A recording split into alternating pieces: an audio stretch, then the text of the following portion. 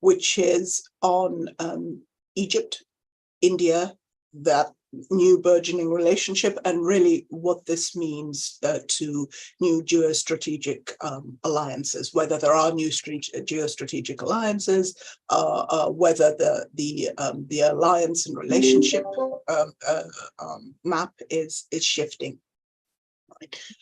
We are joined by two wonderful guests. Our first guest we were really lucky to get.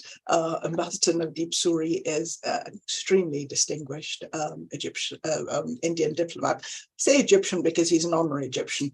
Ambassador Navdeep Suri served in Egypt. He was New Delhi's ambassador to Cairo, and therefore he knows more about this subject than most people. Navdeep Suri, thank you so much for joining us today. Delighted to be here. Thank you. And Mohammed Sliman wears many hats, a bit of a rising star. He wears many hats. One of those hats is the director of Middle East Institute's cyber tech program. But today he will be talking to us about a subject that he has written about extensively over the past few years. So just to let everyone know, we are going to be having a moderated discussion. Towards the end, about 15 minutes from the end, we will take questions. However, please feel free to send your questions at any time. If I find a question that is particularly pertinent to the discussion as is at the moment, then I will try and inject it into the discussion. All right. So once again, we are live. We are streaming. This will be up on YouTube for everyone to see afterwards. And now we'll kick in. Ambassador Navdeep Suri, let me start by asking you something. You know more about the Egypt-India relationship than most people, all right? And we've seen a lot of movement recently. Prime Minister Modi was recently in Egypt, and back in January, President Abdel Fattah Sisi was India's guest at Republic Day. However, you're also on record as saying that this relationship, which has a long history, had perhaps been allowed to stray or taper off a little bit. Can you fill us in a bit? Right. First of all, thank you. It's a pleasure to be on this webinar. And you know, I look, it is a very old relationship. You know, if you look at the historical sort of roots of it, it goes back at least to Ptolemy's period, and some say there were strong trading links even during Pharaonic period. But if you look at it in more recent times, and particularly in the 20th century, there were two sort of strong bursts in the relationship. First was the whole connect between the freedom movement in India and Saad Zaghloul Pasha and what he was trying to do in Egypt, and the fondness and affection that people in Egypt at that time had for Gandhi and what he was doing, and for Tagore and all of that. And then it tapered off. And I think it took the independence of India and for President Nasser and that very special bond between President Nasser and Prime Minister Nehru to once again bring it up. And it was rocking during the 50s and 60s. As ambassador, I used to look at the old files of that period, and it was incredible to see how often the Indian ambassador in Cairo used to go and meet the top leadership, including President Nasser, and convey some messages on very, very sensitive subjects. It was almost like, you know, we were talking about a co-manufacturing an aircraft, a fighter aircraft at that time. Mm-hmm. India was sending clandestine arms shipments during the Suez crisis in 1956. So I guess when I look at that heyday and then look at where we were, I served in Egypt twice, once from 84 to 87 as a junior diplomat, and then as an ambassador from 2012 to 2015. And I can say that certainly 84 to 87, there wasn't very much happening in the relationship. And that's true for much of the 80s. Despite the vigorous, energetic efforts of the ambassadors at both ends, and we have very capable diplomats on both sides, there was no real substance. That special thing was gone.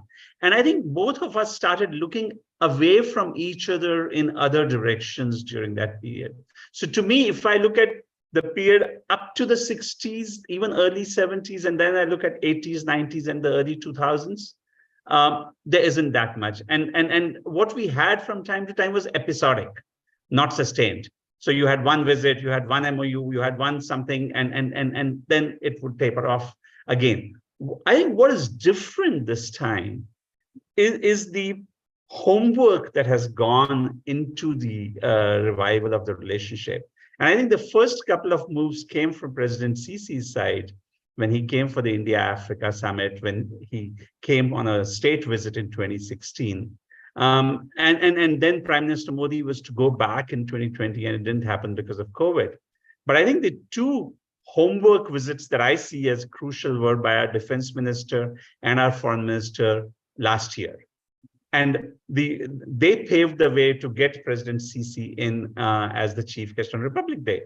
Now, this is our biggest occasion of the year. And it was our way of telling not just Egypt, but telling the world that this is a relationship that now matters to us. And then for Prime Minister Modi, within literally 5 months to go to Cairo and pay that return visit. And now for us to be again expecting President Sisi for the G20 summit, where again, I think India did something with a lot of deliberation, which is to make sure that Egypt is one of our special invitees as president of G20. So I think all of these together, to me, and the strategic partnership agreement that was signed during Prime Minister Modi's visit, suggests that this time it's different. This time, we are on a more sustained path of engagement than the episodic engagements that we saw in the last 20 years.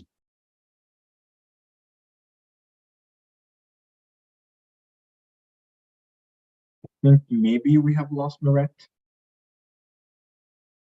Yeah, I think you want to pick up on that, Mohammed, while we wait for Murat to join? Absolutely. Absolutely agree with you on the way you characterize the India-Egypt relationship in the 80s, 90s, and the 2000s. In my point of view, I believe that there was a lack of clarity on what an India-Egypt relationship would look like after the end of the Cold War and the downfall of the Soviet Union. I mean, every country in the global south, from Indonesia to South Africa, was more of a shock that this war that consumed most of their post-colonial struggles over. And what does it mean for them in terms of bilateral relationship? So, Murat, we had a response to the ambassador about why there's no India-Egypt relationship as strong as it used to be post-Cold War. And I was saying it's more of the lack of clarity on what this relationship should look like after the end of the Cold War in the 1990s. And I agree with him on I feel that this time is different, feels much more sustained, feels that the two parties have done their homework in terms of what does it mean to have an India-Egypt relationship. And this is why I believe that the working level between Egypt and India have been crucial in revitalizing the relationship.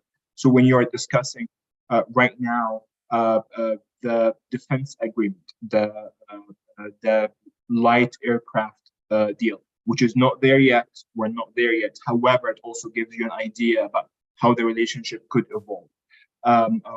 Also the discussion about the Indian special zone in the Suez Canal, and this is extremely going to be a crucial ticket item between Egypt and India if it materializes soon. But let me jump back in for a moment, because I don't know whether everyone noticed, but we had a bit of a technical glitch. We lost power. I actually thought it was on Ambassador Suri's side, and it wasn't. It was on our side. So I dropped out of the conversation for a bit. So something that Ambassador Suri had said struck me, and I think you just alluded to it. He said that for a resumption of this relationship, a lot of the heavy lifting had been done by the foreign minister and the defense minister. Right? That outlines two aspects of the relationship that I find interesting. On the one, the foreign relations, on the other one, the defense relationship. I'm going to jump back to Mohammed for a second. Mohammed, over the past couple of years, you have spent a lot of time talking about this. I mean, I think you you coined the term and the notion of the Indo-Abrahamic alliance. Where do you see Egypt fitting into? I mean, does Egypt fit into this? What is the relationship? What does this mean in a bigger geostrategic sense? Because when we say Indo-Abrahamic, we're thinking of other countries. Does Egypt fit in? That's a very, very big question. I'll try to be brief. The starting point is the map has changed. The idea we're looking into the Middle East with its current borders, in my point of view, is very outdated. The idea that Iran is the periphery of the Middle East is wrong. India belongs to that sort of geopolitical construct. And again, like the ambassador said, these relationships have always existed. It was disrupted because of 500, 600, 700 years of colonization before. However, these networks right now are reworked, are revitalized, and these networks could seen as informal business ties, trade, people-to-people ties, culture, positioning in terms of the global order. Right now, India is not just part of the Middle East; it's actually at the heart of these dynamics. So for me, it's not really the Middle East; it's West Asia. It includes countries between Cairo to Delhi. And that system was always there before. So we're not really inventing anything new. That has always been the case. I mean, our friends in Delhi have been using West Asia as a term to describe Middle East for many years. So the map has changed. India is part of that sort of construct by virtue of geography and how close India is and the net links that I have just laid out. Back to your question about where Egypt fits in. Egypt has two identities. Egypt is an Arab country that's a player in the Arab dynamics, but also is an African country. And that sort of dual identity has been helping Cairo in its own positioning, leveraging its own Arab identity in Africa, leveraging its own African identity into Middle East positioning. And for India, that makes a lot of sense, right? You want relationship with Egypt because of the Middle East, but also because of Africa. Egypt is the second biggest economy, exceeded South Africa back in 2015, about to exceed Nigeria as the biggest economy in Africa, despite all the financial problems and hardships that country is going through right now. So that sort of dual identity, the biggest demographics in the Middle East, the biggest military in the Middle East, its own history, gives Cairo, despite its own hardships, a leverage and a geostrategic positioning. And it's core to this Indo-Abrahamic alliance that I have been talking about. It's part of this new map of West Asia, a regional architecture that expands the region, that aims at balance of power. And why we're looking at balance of power? Because we're right now at the global disorder. There's a global disorder that has been taking place since the mid-2010s. And now we're at the peak of that. We have a war in Ukraine. We have a situation brewing around Taiwan. We have other sub-regional conflicts that are taking place or about to take place. So what regional powers should look for, they're looking for minilaterals, alignment, partnerships, common interest, common positioning on regional stability, and the global order. Thank you so much. Let me pick up on something that you mentioned there, and I'll open this question up to both the panelists, but first to Ambassador Suri, because I'm very interested in your answer. Mohammed mentioned something that gets mentioned constantly. Egypt's very, very present current economic difficulties. Egypt is currently going through an economic crunch that I think is unparalleled through anything I've been following over the past 30-some years. And there is absolutely no doubt that the country's shaky economic status at the moment is going to affect its relations and its standing. However, I mean, in my opinion, the death of Egypt's influence has been greatly overstated. But let me ask you, with the current economic standing, does India see this as temporary? How does this fit? How does this affect the way a country like India, which is I think it's wrong to say that it's making inroads. I think it has just become impossible to ignore how big and how influential India has become. So how does a country like India view this relationship now and its importance? Where does it see it going? What is the value for India? And I'll have Mohammed answer that, for Egypt afterwards, and in context of his Indo-Abrahamic alliance. But first, I'd very much like to hear what Ambassador Sori has to say.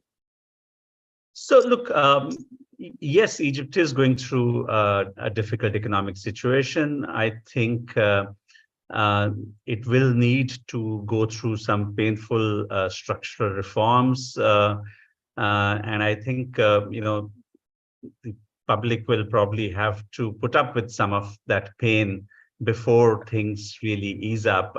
In my conversations with some of the major Indian companies that have invested in Egypt, I'm on the board of directors now of TCI Sanmar, which is India's largest FDI into Egypt, with $1.5 billion in Port Said.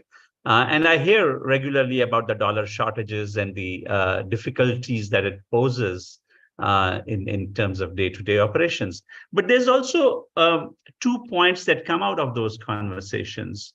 One is that, yes, it is hopefully temporary because tourism flows have significantly picked up. The gas reserves have been discovered, and all of those tailwinds are hopefully coming in, along with some of the attempts to privatize and sell off state-owned assets that may or may not have been doing so well. But there's a second, I think, aspect beyond the here and present of the economic difficulty. Egypt has weight that doesn't go away with present economic difficulties. This is a civilizational power. It's been around for 5,000 years as a country that mattered. And I think you need that perspective to maybe step back and take that view as opposed to the headlines that we read every day. Apart from the fact that it's got 100 million people, it's got the largest standing army in the Middle East. It is location. That location isn't going to go away anywhere, regardless of what the government does or doesn't do. It remains strategic the way it straddles.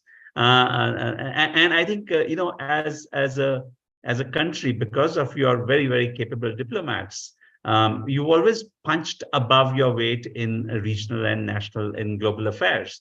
And for all of those reasons, and the opportunities. So the other thing that I hear is, yes, there is a difficulty, but yes, the government seems to be trying earnestly to address the difficulties, which is quite different from what I used to hear earlier about the government turning a deaf ear to the investors and not really being able to respond to them. So I hear that the government is listening, it is earnest, and it is trying to resolve those issues. So for me, if I were to be the optimist here, I would say, hopefully in a year or two, the difficulties will be tided over. But that importance, that centrality of Egypt in regional and global affairs will remain. And I think India is looking at that long game rather than the transient view on today's economic difficulties. So thank you. Long game, yes. And then you mentioned something else. You mentioned tourism and you mentioned gas, but growth, I mean, economic growth, and especially at the moment, especially considering Egypt's particular issues at the moment, what people would really be looking for would be FDI. So let me ask you about Indian interest in investment. You mentioned that you were on the board of a company that has invested 1.3 billion in the Port Said area. How is investment in Egypt currently being viewed as, in India? Also a long-term approach, or get in there while the going is good at the moment? No, I think, unlike, say, the Gulf countries, which are looking to acquire assets that are being put up for sale, I think Indians are looking more at greenfield investments that will hopefully create employment, which will create value within the country.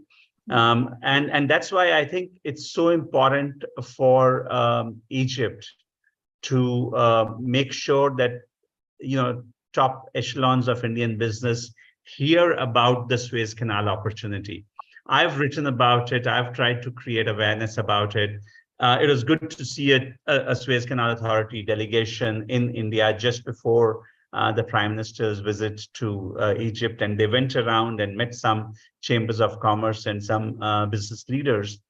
I think that's crucial. And I think, let me see if I can make this distinction, if it makes sense.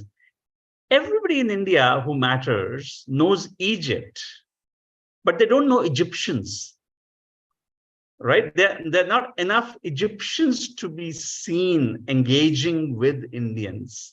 And I think somewhere that gap needs to be filled of much closer interactions between business leaders, between tech companies, between younger people who are tomorrow's leaders and entrepreneurs. I think, it's on the to-do list. It should be on every ambassador and every, foreign ministry on both sides, to see how do we create more opportunities for people to really connect directly, because that's how the businesses will happen, through those two-way linkages. But for now, I think the Suez Canal economic zone does present a very attractive opportunity.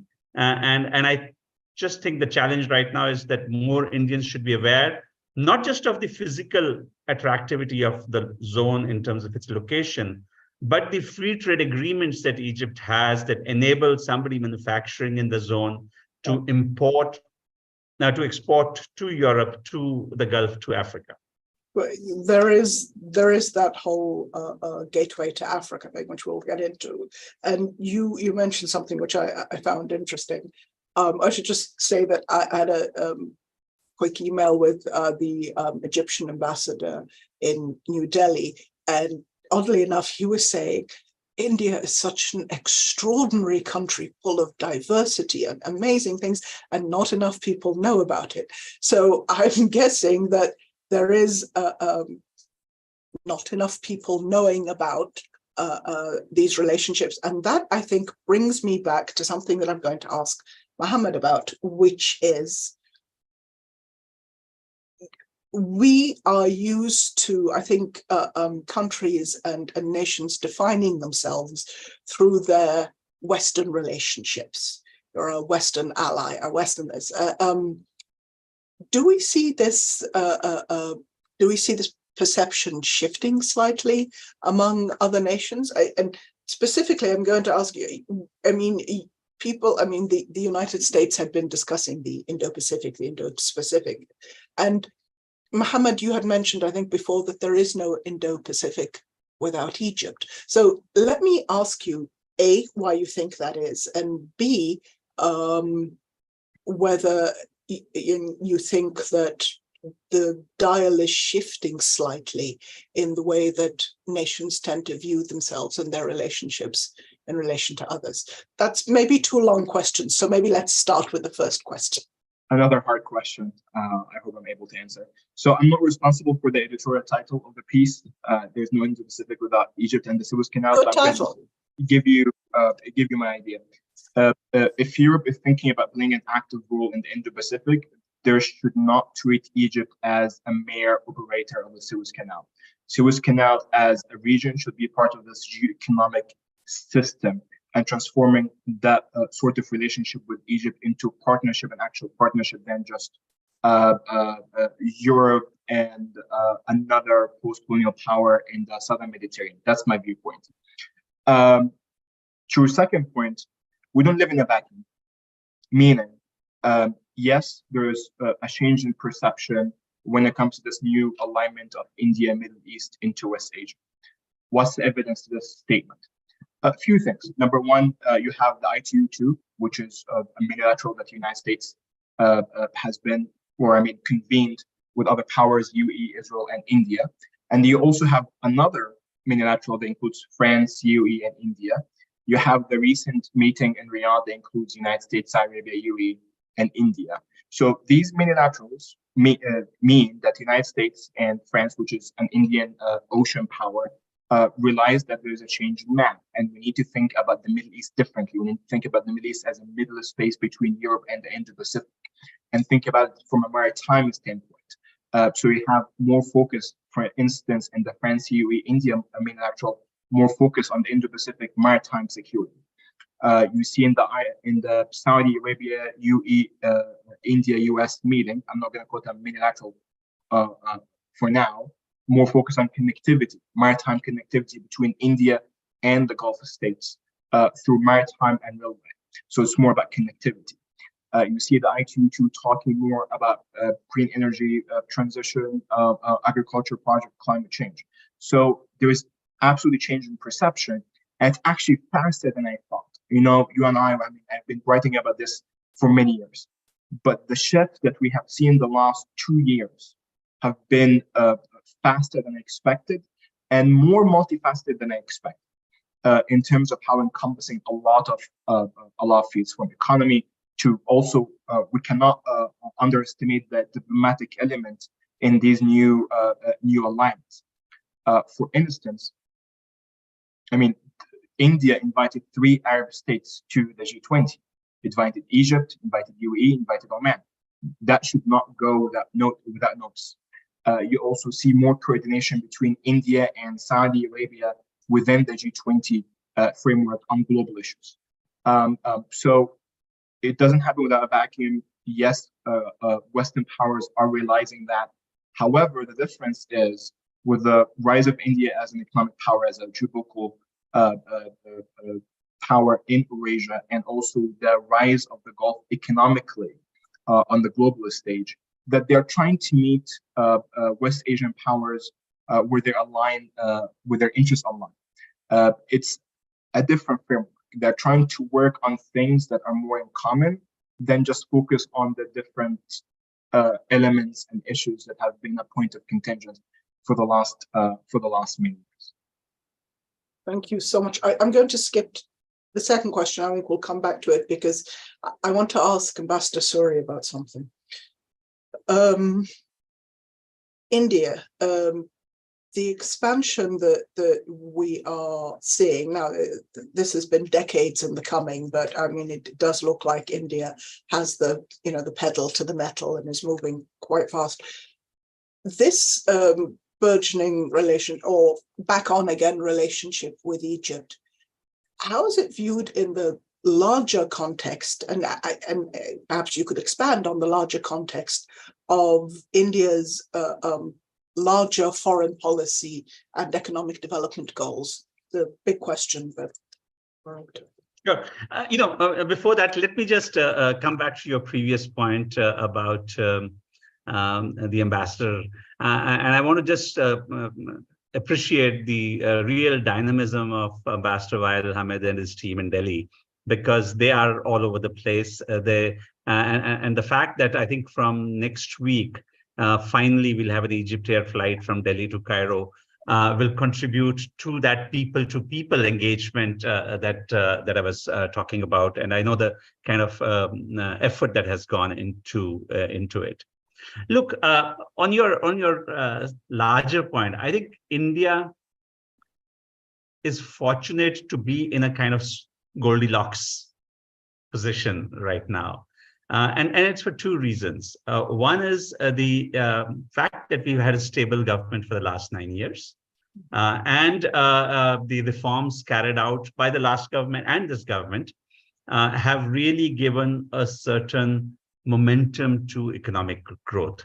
So even in these difficult times when much of the world is struggling, I think India will end up doing about 6.5% GDP growth this year, maybe 7% next year, which on a $3.5 trillion economy means that you're now pumping in $250 billion a year and more to the global economic growth. So you become a significant driver of economic growth.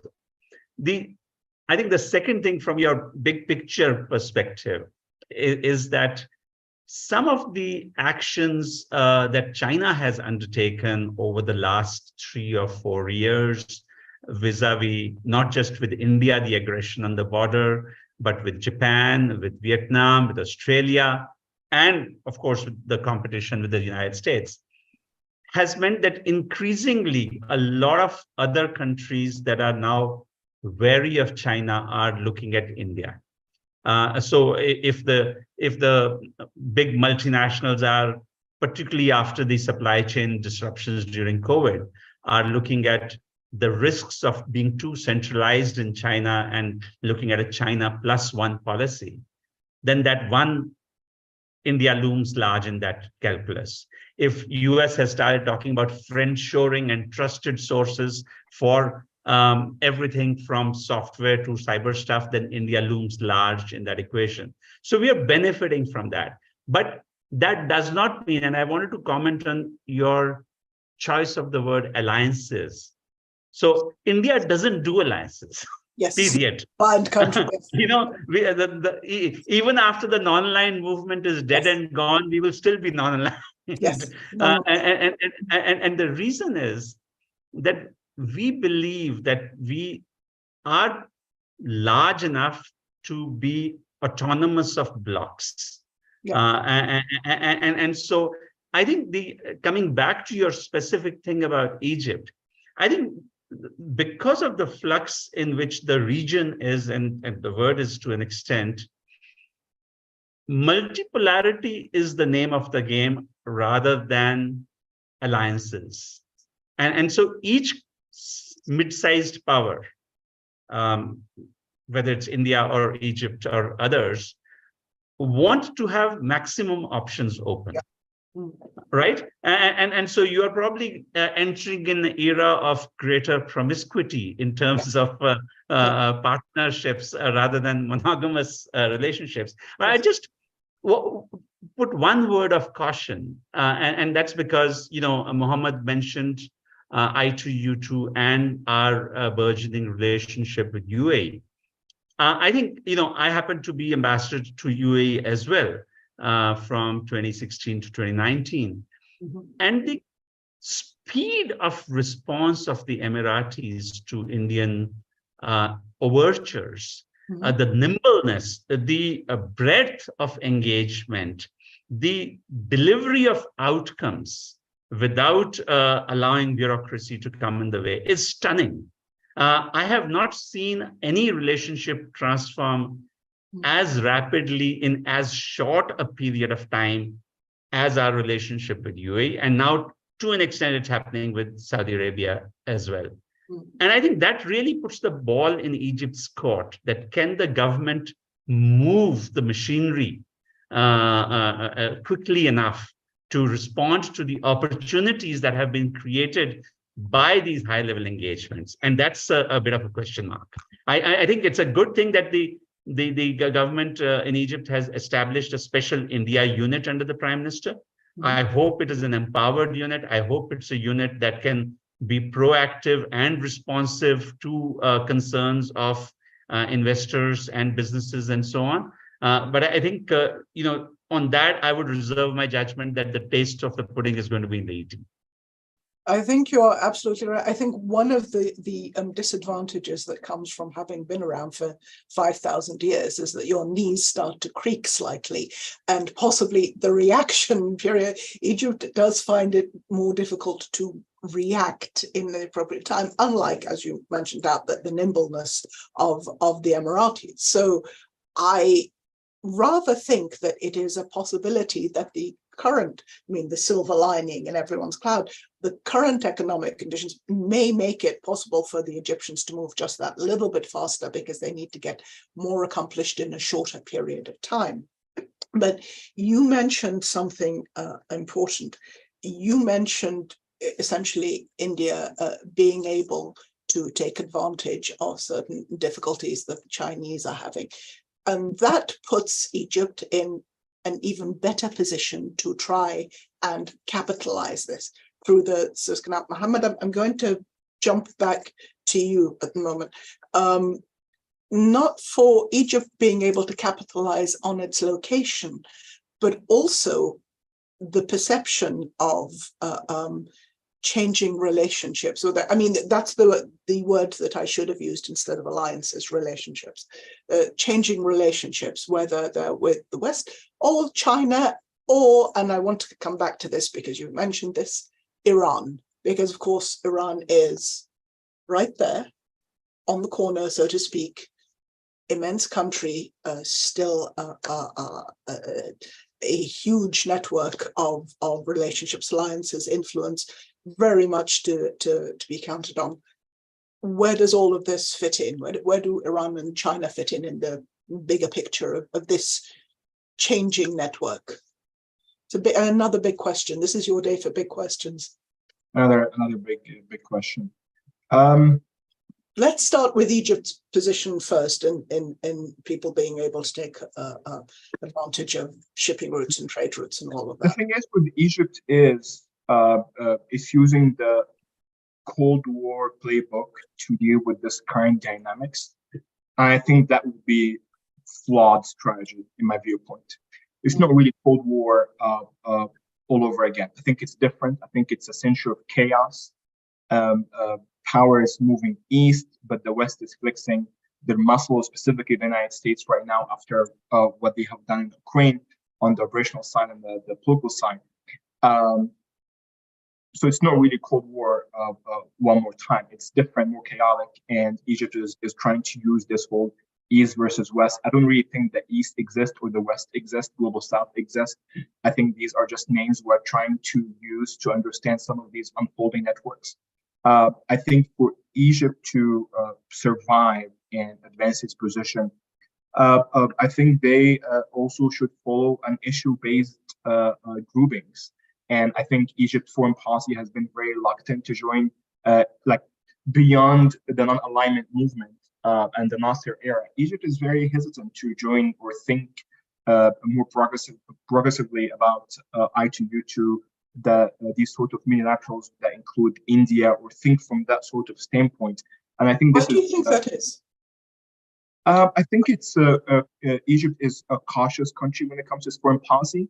And I think maybe that was okay post end of Cold War, post 9/11. I think right now this is not really the right moment for you to be static. I think you need to use the energy that Cairo had to revitalize its own relationship with Delhi, to do this with other countries and nations, and not to be really sit back and just watch all these unilaterals and not be part of it. I think Egypt should be part of these unilaterals. If you want to be part of the conversation, you should be part of the conversation. You should be a member of these unilaterals. You should be much more proactive. You should basically be part of this sort of new trajectory. And I think Egypt is missing out on these unilaterals, either with the French UAE India, or the I2U2, or the Saudi India UAE US. I think Egypt should be part of that. Because so again, how do you think Egypt should get there? I mean, I think it goes back to the nimbleness that Ambassador Suri mentioned, and possibly my earlier comment that Egypt does find it more difficult to be certainly certainly reactive, let alone proactive. So why do you think, how do you think Egypt can insert itself into that conversation? I think countries are open to Egypt to be part of this conversation. I think it's for Egypt to think more proactively and about its own role.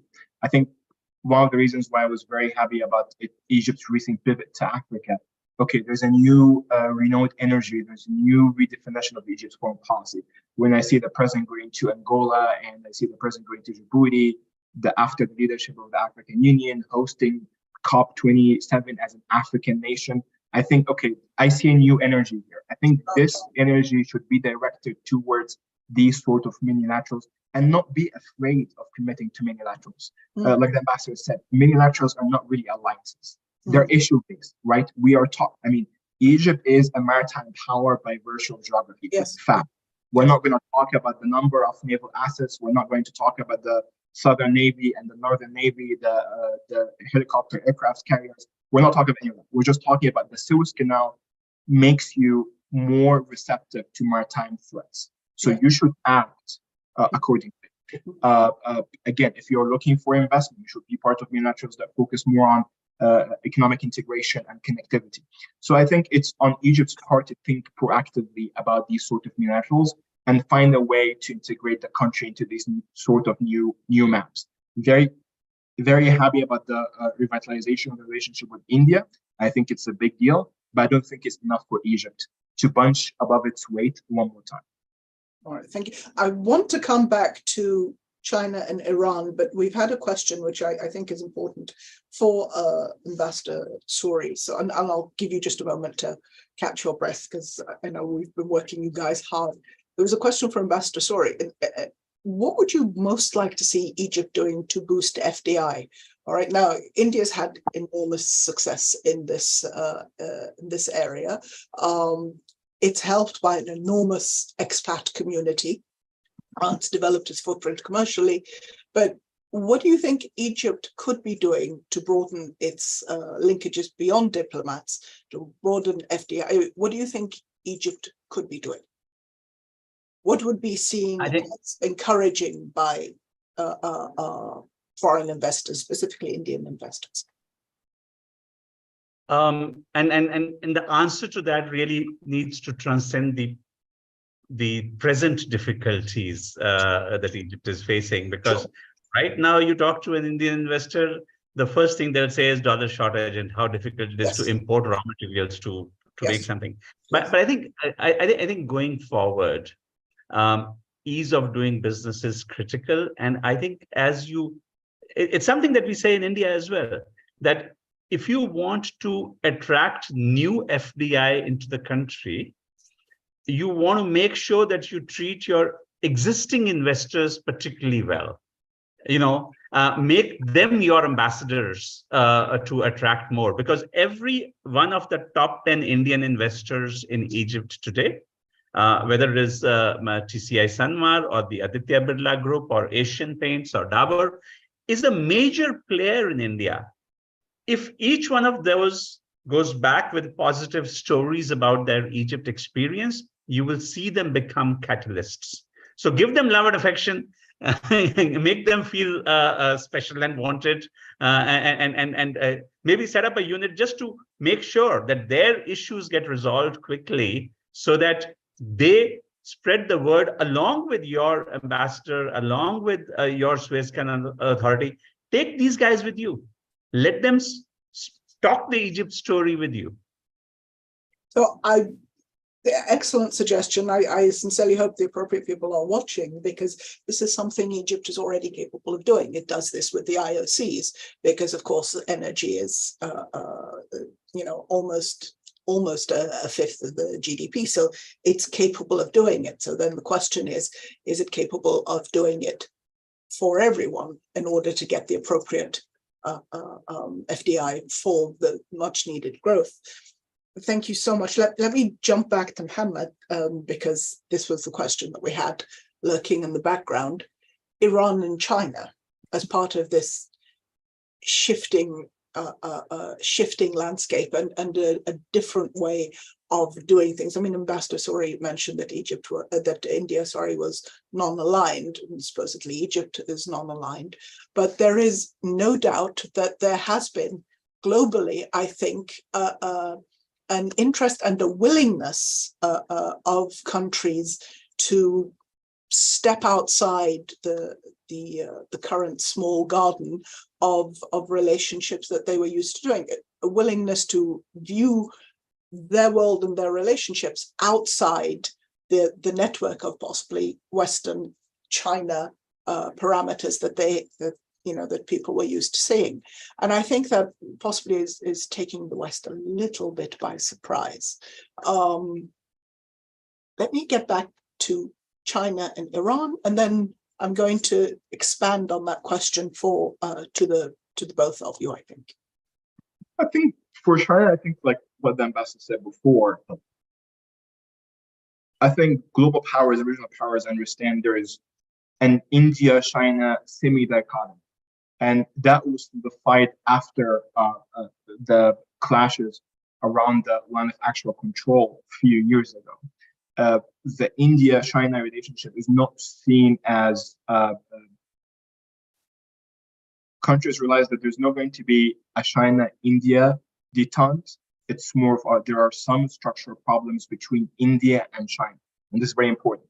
There's not just clashes. It's basically there's structural problems between the two countries, and that creating choices for countries.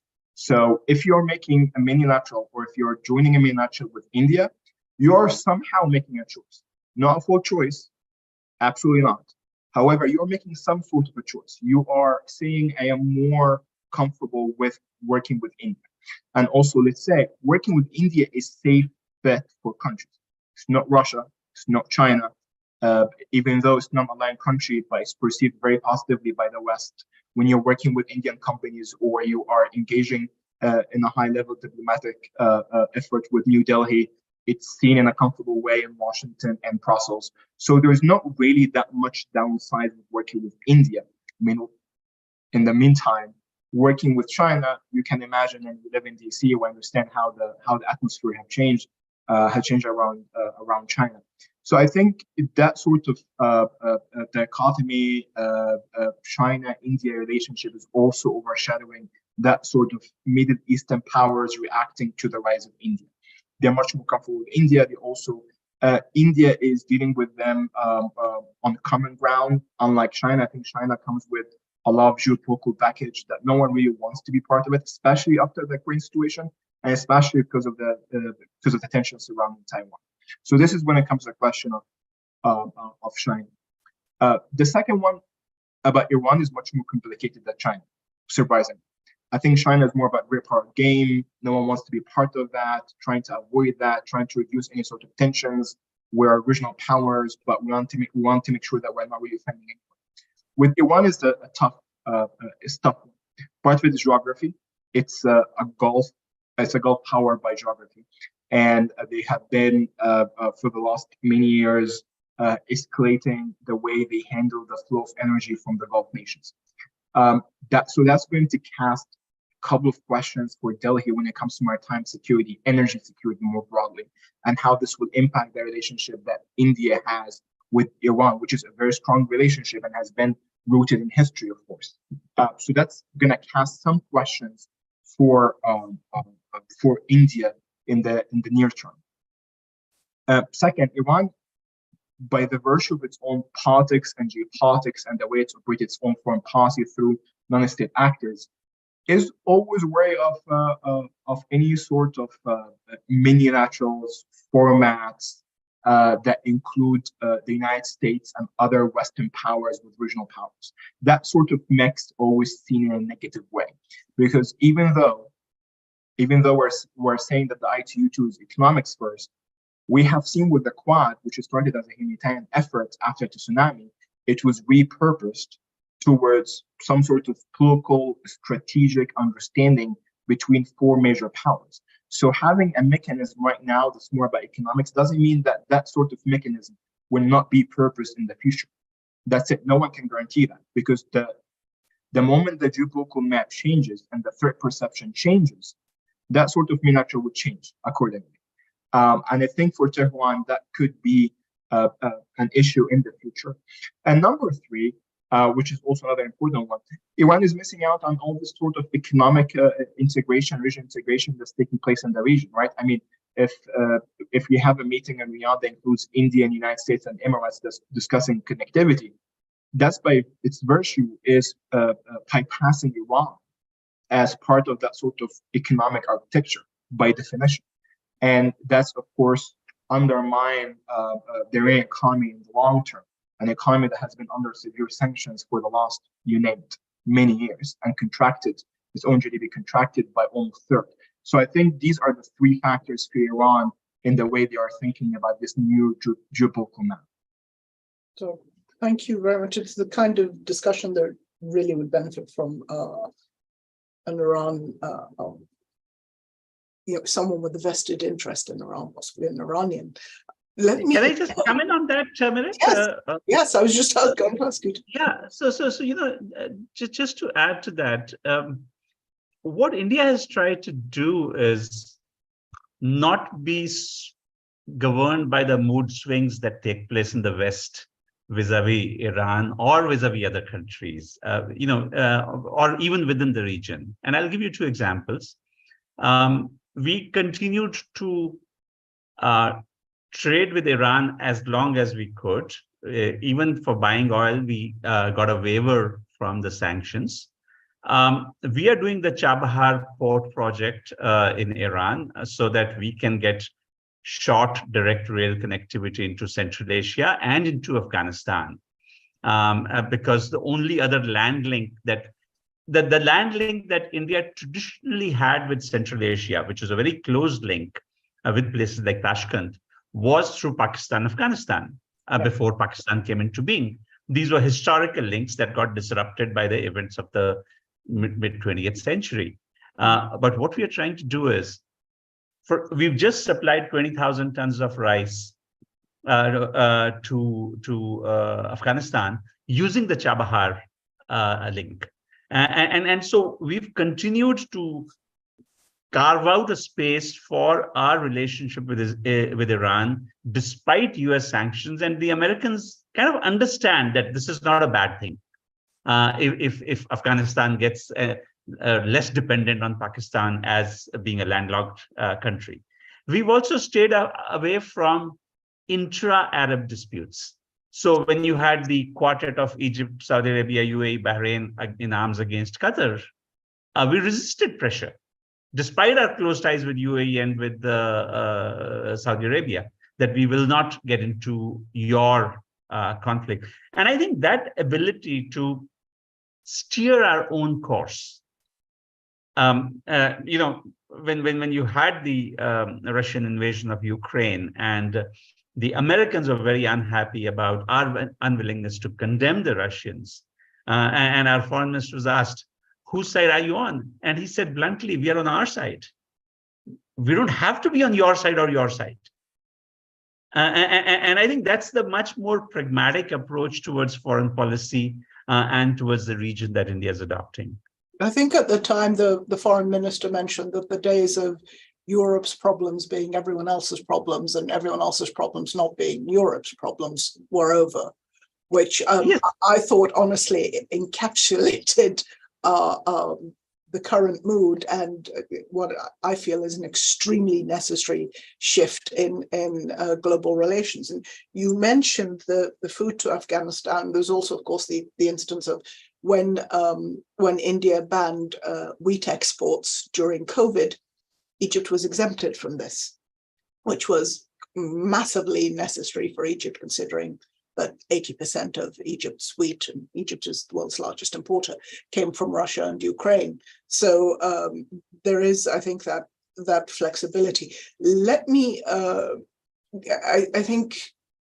let me jump back to something on economics that you've mentioned earlier. You mentioned the Suez Canal zone, and you mentioned you mentioned the Suez Canal zone, and I'm also going to ask you about renewable energy opportunities that I know that you are pursuing in Egypt, and how much of a gateway or an opportunity for export to Europe you think that presents to you. So Renew, which is one of India's largest renewable energy companies, has signed an MOU for setting up a huge green hydrogen facility in the Suez Canal zone. I hope it comes through. MOUs need to be converted into reality. But I think Egypt has all of the attributes. The Suez Canal zones get 365 days of sun a year. And so if you're looking at green hydrogen, of using the solar power to convert for the electrolyzers, you've got ample, abundant energy.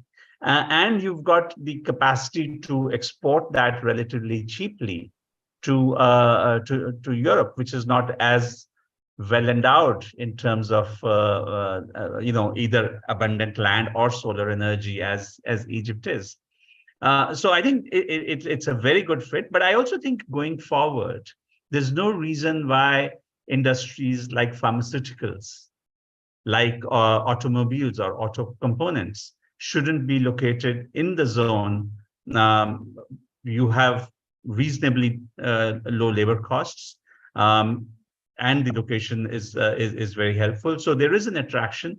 I would just say that for Egypt, a smart strategy would be, it doesn't have to be India or China. It should be both from an Egyptian point of view.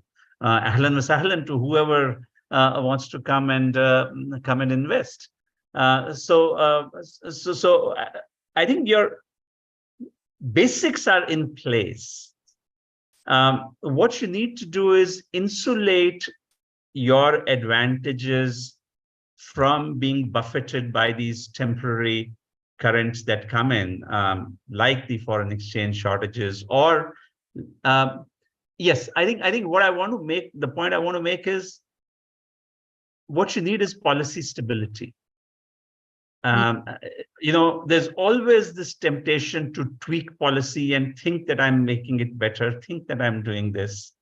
But actually what investors want is stability. They want to be clear. If I'm going to put in $500 million, I need to know for the next 10 years what the treatment is going to be so that I can factor it all in. India makes some of the same mistakes. I should be upfront about that. Mm-hmm. But since we are talking about Indian investments into Egypt, I think that's crucial. All right, thank you. We have 3 minutes left. So everybody gets 1.5 minutes to for closing arguments. Would you like to kick off? You want me to do that, or Mohammed? Both of you. Mohammed, go ahead, please. I've been speaking too much. No, you've got 3 minutes. My closing remarks will be as follows. Number one, it was long overdue for revitalization of Egypt-India relationship, given the new map that's emerging in West Asia, that converges of interest between the Middle East and South Asia more broadly. And second, also this era of global disorder that's taking place, from Ukraine to Taiwan to the Balkans to East Med. Clearly, it's a moment of disorder, and middle powers and regional powers should look for venues for cooperating and consolidating their views and their positions. So that's number two. Number three, for Egypt, India is a way to make the country more relevant on the global stage beyond Middle East issues. For India, Egypt is a country that will be not only a gateway to Middle East geopolitics, but also to African geopolitics, as a market, as a theater, as an arena of competition. I think it's a perfect match. I think they're aligned on how they perceive the global order, how they perceive interest among nations, how they also think about the world from a multipolar standpoint than a G2 bipolar dichotomy between China and the United States. And number four, I believe economics will be a major issue, a common ground between Delhi and Cairo, and I hope that the Suez Canal economic zone works out. I think this is the big ticket item that will take the relationship into a different level. Having India setting up shop in the Suez Canal, first of all, that's a major achievement for Indian diplomacy and Indian relationship with Egypt, because of how the Suez Canal is very central to this economic system between Europe to the Indo-Pacific. And for Egypt is, again, another attempt to increase its own profile in the supply chain. So that's number four. And number five, and this is the last point I'm going to make, is Indian outreach to Egypt is part of a broader repositioning of India in the broader region. It's in relationship with Oman, with UAE, with Saudi Arabia, and now Egypt that's taking off. And again, the reflection of convergence of interest and the fact that we're going to have Oman, Egypt, and UAE in the G20 as guests of India reflect that. And I expect and I hope that this also could take a more institutional framework between India and these Arab countries. It should not only be bilateral format between Delhi, Abu Dhabi, Cairo, and Muscat. I think it should take more institutional format, because this is the way to magnify these sort of gains and realignment. And I'm going to stop. So I think it's always nice to end on a note of agreement. I agree with you completely. I'd like to thank everyone who joined us today. Thank you for giving us your time. I would especially like to thank our panelists. Ambassador Suri, thank you so much for making the time to join us today. From New Delhi, Hamid Sliman from Mexico, thank you so much for joining us.